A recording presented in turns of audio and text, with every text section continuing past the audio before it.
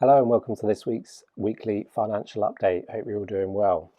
So as always, we're going to start off with a quick look at how the world stock markets have done over the last week. And it continues to be pretty positive news for investing and stock markets in particular. Most of the major world stock markets achieved positive results again over the last week. And leading the way was the UK, who has performed very strongly. And this is against the backdrop of pretty negative news coming out of the retail sector with the collapse of the Arcadia Group, seeing some big brands that look like they're going to be disappearing from the high street, and also knock-on effect for Debenhams. It looks like we're no longer going to be seeing Debenhams in the near future.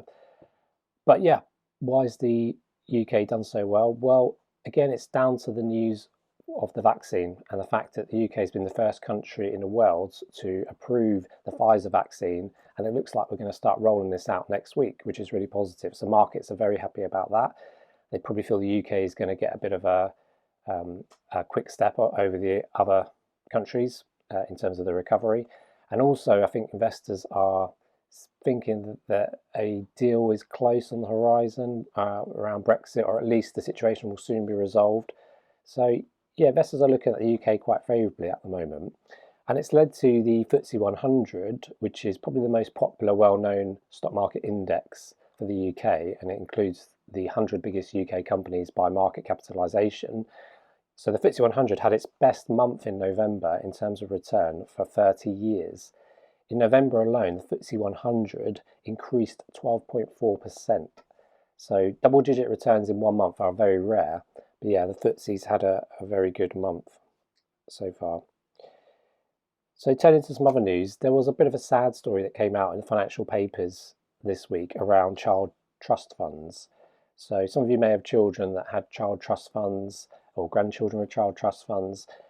These were created back in 2002 by the Labour government at the time and ran from 2002 to 2011. And they were a type of savings account for children. And when you set these up, the government incentivised you to save by giving you a £500 or your child a £500 bonus into their child trust fund. Let's say they ended in 2011. The accounts mature when the child becomes 18 and it becomes the child's money at that point. So they're a really good sort of tax-free way to save money for your children. But what's happened as we get to 2020 and the time where the first lot of children are now turning 18 and these accounts will become theirs on maturity, there's a problem that's come about. So it's expected that around 200,000 disabled children may have these type of child trust funds. And because of their condition, they're unlikely to have the mental capacity to be able to look after their own money. And thereby, by law, someone needs to step in and look after this money on their behalf, even once they turn 18 and are technically an adult. So the situation is, you'd think it would be easy. The parents would step in and be able to continue looking after the money on behalf of the child or the 18-year-old adult. But that's not the case. Even the parent will need to apply to the Court of Protection to get an order to be able to look after the money on the child's behalf. Now, obviously, this is a mechanism in place to protect vulnerable children from being exploited and losing their money. But the problem with the process is that there's a £365 fee to apply to the Court of Protection. There's a very long 47-page form to apply. There could be solicitor fees on top, and then there's the delays of going through the court process in order to access the cash. So it's not an easy process and not ideal for a parent who wants to access their child's money to look after them. So there's been a big campaign to try and resolve this situation, and recently the government have announced that they will waive this £365 Court of Protection fee. But this doesn't stop the fees that solicitors may charge for making the application, and also it's not going to stop the delays. So a lot of the time you can find that once you've paid all the fees to get the order from the Court of Protection, you've spent more than the money that's in the child trust fund account. But unless you go through this process, there's no way of accessing that cash in the child trust fund. So it's a situation that still needs to be resolved. And if you're in this situation, or you know someone that's in this situation, feel free to put them in touch with us. We'll sort of guide them through what the current situation is and where they need to go for help, really. So we've got a couple of interesting bits of news for RTS Financial Planning ourselves. 2021 is going to be a big year for RTS Financial Planning. We're starting off with a series of webinars. So in 2021, we're going to be doing a webinar every month throughout the year. And January is going to be our first one. So our first webinar, the registration page is now live. The webinar is going to be on the 6th of January 2021 at 11 a.m. And the first topic is going to be all around your pension and retirement options. So we're going to be exploring what options you have with different pensions, how to increase the retirement income, and different things, different checklists that you need to be going through before you decide to make that retirement decision. And we're particularly going to talk about how COVID may have impacted your retirement or your retirement plans.